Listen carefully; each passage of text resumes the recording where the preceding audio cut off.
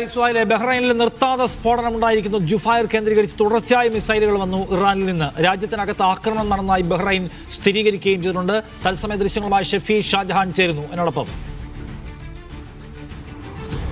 നിഷാദ്, ഇന്ന് ബഹ്റൈൻ സമയം ഏകദേശം 11:45 കൂടിയാണ് ബഹ്റൈനിൽ ആകമാനം വാർണിംഗ് സൈറനുകൾ മുഴങ്ങുന്നത്. അതിന് പിന്നാലെ വാർണിംഗ് സൈറനുകൾ മുഴങ്ങി അതിന് പിന്നാലെ തുടർച്ചയായി സ്ഫോടന ശബ്ദങ്ങൾ ഉണ്ടാവുകയായിരുന്നു. ഏകദേശം തുടർച്ചയായി 5 തവണയാണ് സ്ഫോടനമുണ്ടായത്. ബഹ്റൈനിലെ ജുഫൈർ കേന്ദ്രീകരിച്ചായിരുന്നു സ്ഫോടനമുണ്ടായത്. അതായത് നമുക്കറിയാവുന്നതുപോലെ യു എസിന്റെ 5ാം കപ്പൽപ്പടയുടെ ആസ്ഥാനമാണ് ജുഫൈറിൽ. ആ ജുഫൈർ ആസ്ഥാനം കേന്ദ്രീകരിച്ചുള്ള മിസൈൽ ആക്രമണമായിരുന്നു. 11:45 തുടങ്ങി ഏകദേശം 12 മണിയോടുകൂടി ആദ്യത്തെ ആ ഒരു സീക്വൻസ് സ്ഫോടനം നടന്നു. അതിനുശേഷം പിന്നീടും സൈറനുകൾ മുഴങ്ങി. പിന്നീട് 12:15 പിന്നീട് അടുത്ത ഘട്ടം സ്ഫോടനം ആരംഭിക്കുന്നത്. ഇപ്പോൾ എനിക്ക് പിന്നിൽ നമുക്ക് കാണാം, ഈ ദൃശ്യങ്ങളിൽ കാണുന്നത് ജുഫൈർ ഭാഗമാണ്. ജുഫൈറിന്റെ ഇപ്പോൾ നമുക്ക് പിന്നിൽ കാണുന്നത് ജുഫൈറിലെ ദൃശ്യങ്ങളാണ്.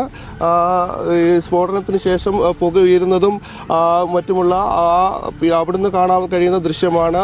ഇവിടുത്തെ ആളുകൾ പരിഭ്രാന്തരാണ്. എന്നിരുന്നാൽ പോലും ഇവിടുത്തെ രാജ്യത്തെ അധികൃതരും ഗവൺമെന്റ് സംവിധാനങ്ങളും പരമാവധി ആളുകളോട് ജാഗ്രത പാലിക്കണമെന്നും സുരക്ഷിതമായി ഇരിക്കണമെന്നും നിർദ്ദേശിക്കുന്നുണ്ട്.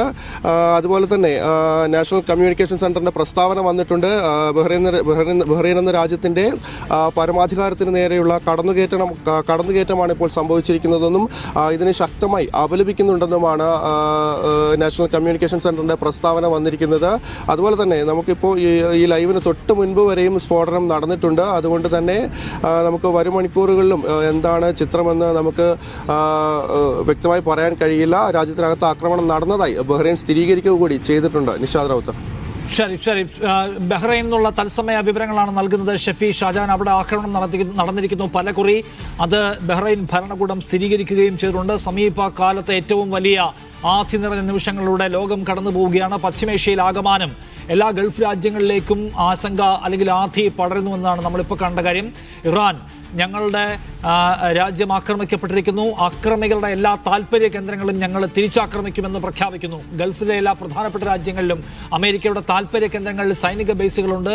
അതിൻ്റെ കൂടി ആനുകൂല്യം പ്രയോജനപ്പെടുത്തിക്കൊണ്ടാണ് അവർ ഇറാനെ ആക്രമിക്കുന്നത്. എന്നാൽ സൗദിയൊക്കെ ഞങ്ങളുടെ എയർ സ്പേസ് ഉപയോഗിക്കരുത് ഇറാനെ ആക്രമിക്കാൻ എന്ന് പ്രഖ്യാപിച്ചിട്ടുണ്ട്.